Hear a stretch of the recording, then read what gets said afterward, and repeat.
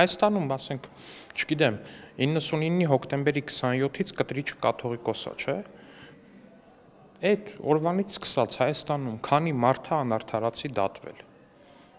Բացարձակ մեծամասնությունը Forbes-ի ցուցակում չեն եղել։ Քանի հոգու առաջ են գնացել դատարան։ Քանի հոգու համար են գնացել դատարանի դիմաց կանգնել։ Քանի անմեղ մարդ է դատվել Հայաստանում։ Քանի հոգու համար են գնացել կանգնել։ Հիմա հետևությունը ո՞րն է այստեղից, եկեղեցին ի՞նչն է։ Եկեղեցին չի պաշտպանում, մի քանի հոգևորական են պաշտպանում, այդ տարանջատեք էլի այդ մարդկանց եկեղեցուց, որտեղ ստեղ ամբողջ խնդիրը այդ մարդկանց հենց այդ եկեղեցուց տարանջատելու մեջ է, որտեղ իրանք չեն եկեղեցին։ Եկեղեցին հավատավոր հայ ժողովուրդն է։ Ինչն են պաշտպանում, փողերն են պաշտպանում, Հայաստանի Հանրապետության դեմ հիբրիդային հարձակումներն են պաշտպանում,